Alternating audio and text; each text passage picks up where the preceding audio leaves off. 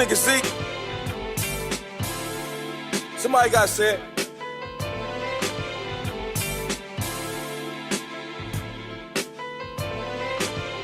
Shit. You niggas run the IG for inspiration, cause your immediate circle ain't good for shit but hating. Having kids, you're a great father, by the way. Thank you, brother. How did it change you, and what did it mature you? It matured me a lot. It gave me purpose. It made different things make sense to me, and a lot of things not have any effect or carry any weight in my life. Right. It made me it made me more vulnerable. It made me more responsible. Mm-hmm. It made me more aware. Right. Aware of people, aware of myself. It just gave me a different level of awareness. And it taught me so much. It taught me how to treat people. My daughters taught me how to treat my wife better. I think I've always treated her great, but my daughters really taught me how to deal with my wife, which is interesting because I think I've always treated her well. I think you can, or we wouldn't have got married. But I think you can always improve at how you handle someone. Mm-hmm.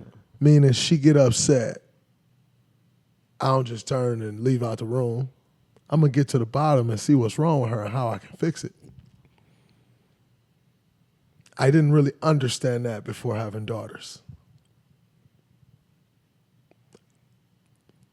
I didn't. And in learning how to treat my daughters, I learned how to treat my wife. And it's been a special journey for me because I'm actually proud of that.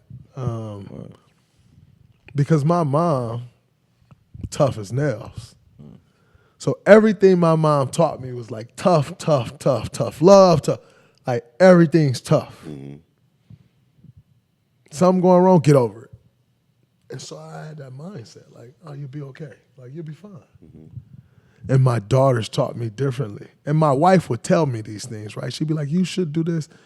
And, you're like, yeah, whatever. Like, all right. Like, you should be like this. When this happened, you do this. And my daughters taught me all of it. Mm. And they also they showed me what she was saying about different things.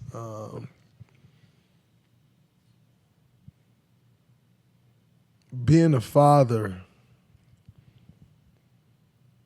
like you are responsible for, now in my case, several other humans' well-beings and how they see the world. Mm-hmm. And I just want to make sure they see the world the right way. And to be responsible for that is such great responsibility, but it's the most rewarding. Right. Because when they do little things and you like, yes, that's it. Mm-hmm. You get that feeling of like, you come to my house, man, my kids are a disaster. They all over the couch. We have one couch in our condo in specific that they can walk on. Mm-hmm. And it's because I hated the couch when we first bought it. It was hard. And I'm like, I just want them to run all over this couch because I don't care how much money you make. I can't justify buying this couch and just getting rid of it. But we never went to try it. The designer went to try it. Right. The couch so hard, it hurt. So I'm like, this couch they can run and jump on. Fast forward, we've had the couch now for 6 years. We're like, they can run and jump on it because they need to tear this couch up so I can justify getting rid of it. Right. Can't get rid of it now because it's the couch they run and jump on. But you come and see our kids at the house, man, they are a wreck. All over the place, driving everybody crazy. And they get out in the world and they're so well behaved. Mm-hmm. They have manners. And that's when you know you're doing something right. Absolutely. I think every kid's terrible at home. But when they get out in the world and they're doing well. I go to his school, and his teachers are like, DJ is so amazing. He jokes, he plays, and he's also the one that tell everybody in the class, okay, now it's time for us to be serious. Right.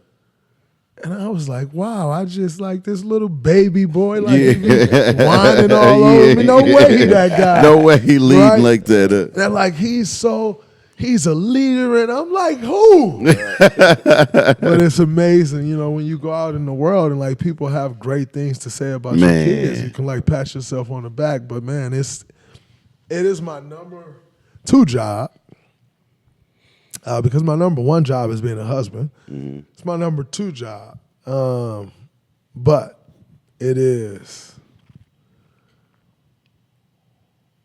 it's the best one. I mean, you are in charge of shaping this human.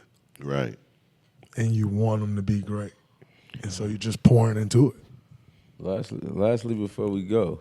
Wait, real quick before you say that. And I asked that question because I didn't want to ask you the Stephen A. Brown question that's been asked over and over and over.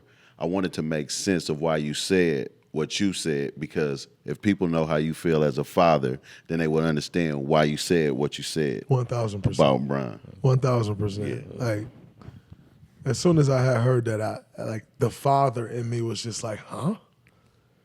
Yeah. Like, I pour so much into my kids, man. Like, Yeah. everything I do, like, I'm doing it to better them as well, you know, and like put them in a better position. And the father in me just like crumbled. Like, like I couldn't imagine if somebody said to me, as a father, stop. Like, Yeah. it hurt me. Yeah. Like, as a father, oh man, that's my pride and my joy. Man. And you're gonna tell me to stop as a father? Like, Man.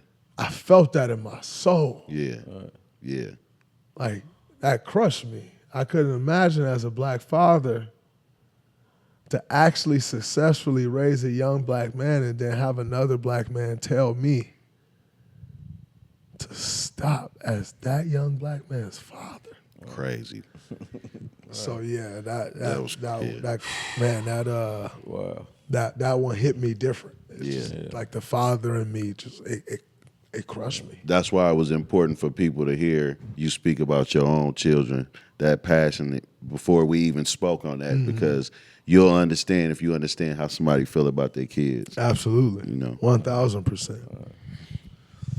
What do you say to the 200, 300 plus fans over the bridge that watch you give Jimmy Buckets his domino credit, that either said you haven't given them an opportunity or they have beaten you as well, and they want Anybody there's not a single person from Oakland that has beat me in dominoes that I have not beat also. Put that out there. And everybody from Oakland I can beat in dominoes and will beat in dominoes. And for those that say they haven't had a chance, Jimmy and I are going to put something together. Like, Jimmy is all about starting domino communities, by the way. Like Jimmy, I love dominoes. Jimmy takes it to a whole nother level. And y'all know how I love you love it. And Jimmy takes it to an entirely different level. Like, this dude is literally looking around, got his people search, like, to start, like, he like, yo, you want to do, like, start a domino community out here. Right. Which also lets me know he planning on being here past this. He got this year on the deal and next year. It's also lets me know he planning on being here longer than that, which is good. Great thing. But he wants to build a domino community out here, which I think is great, and I'm looking forward to. But you've watched, you know. I'm like that. But I'll tell you what, man, Jimmy. Last couple times we played, I beat him. We play 10-game series, we play first to 10 wins. Okay. So we could be sitting there for 3.5 hours. Yeah. Most people can't even focus that long on dominoes. Like, we love it that much. We literally play first to 10 wins. And when I tell you though, like, how I know Jimmy's great? Because I have to focus on a different level. Right. And like the moment I make a play and I shouldn't have made the play, he capitalized on it like that, you toast. Mm-hmm. So it requires a different level of lock-in. Because the moment you play the wrong domino, Right. he gonna pounce on it. Yeah. It reminds me of the San Antonio Spurs. The moment you made a mistake against the Timmy D, Manu, Tony, Coach Pop, those Spurs, they're going to 10-0 run before you can blink. Right. They're going to pop on that mistake. That's Jimmy and Domino's. Right. You make a mistake, you look up, he just ran off 60 points in the shoot. Right. You got 5. Right. We're going to play 5s. You got 10.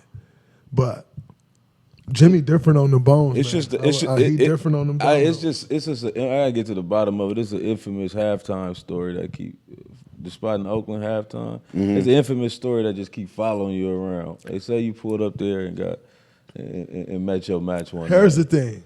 So I'm just trying to get to the bottom of that one. I was limited in Emeryville, which means it was 11 years ago. Okay. So that's 11 years ago. Uh-huh. And I can honestly say, in 11 years, I've gotten so much better at dominoes. But the story they don't tell you at halftime is like they all lost games that day too. okay. Like they act like I just went there and didn't win a game. Right. And that's just not accurate information. Right. And so you keep telling me this story for all these years. But they never told you they lost. They just like Draymond came in here and lost, but they ain't tell you they lost games too. JD. I feel like I get hit with that story weekly. Somebody bring that up.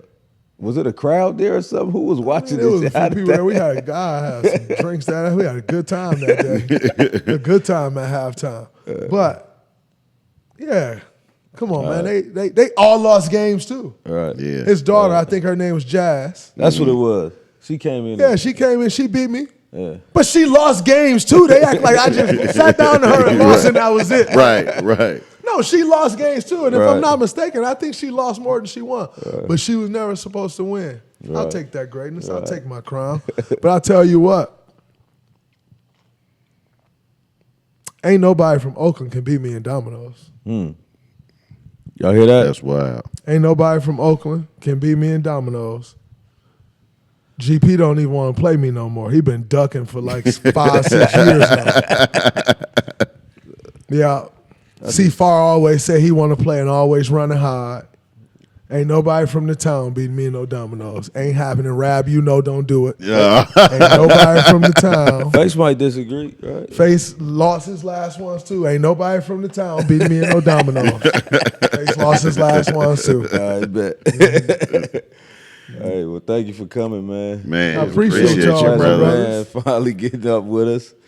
That was amazing. My dog. Yeah. Yes, sir. It's 4 a.m. We've been potting. We've been podding, but this been a great one, man. Long overdue, man. And just thank you also too, man, because we come here and we shoot this pod and we do all this stuff, and I know you see us working and you like. I know you can appreciate working hard. So, Absolutely. you know what I'm saying? We don't mean to interrupt football Sundays. but that's just how it rolls sometimes, man. No, the only reason we interrupt football Sundays is because Rav strolled in an hour late. Yeah. That's why we probably be done before Rab this strolls start. in between the first set of games and the second set of Right. games. Right. All cool, casual. But I tell you what, man, I had left to go to DJ's game one day. We had football Sunday. I had to go to DJ's soccer game for like an hour and a half, game, 15, 20 minutes there, 15, 20 minutes back. I got back. It was dead silent. I was like, man, everybody must have left.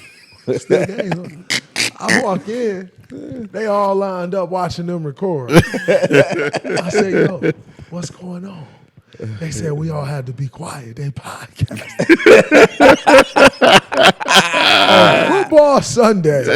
They got y'all in here quiet and they podcast. They sure don't make men like they used to. I boy. couldn't believe it. I said, oh, man, they knew who to do this with. If I was still here for the hour and a half, they wouldn't even try this, man. Hey, Rab, but what he do? Respect the movement. What he do? Walk right there, slide the door, and enjoy this football Sunday. I couldn't come in and be the loud one and all them lined up like mice. I had to be quiet too. You can't come in and be that. At that point, it's just obnoxious.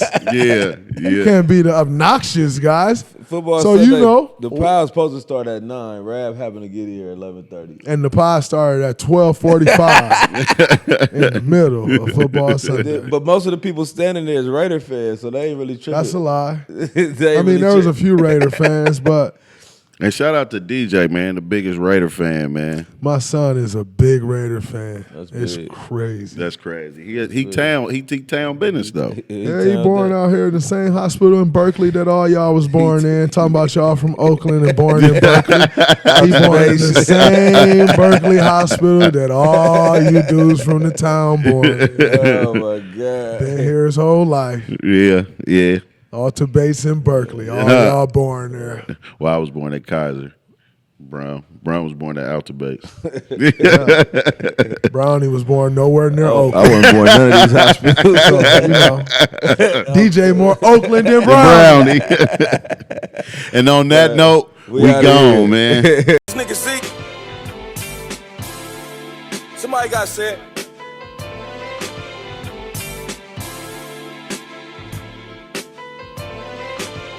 Shit. You niggas run the IG for inspiration, cause your immediate circle ain't good for shit but hating.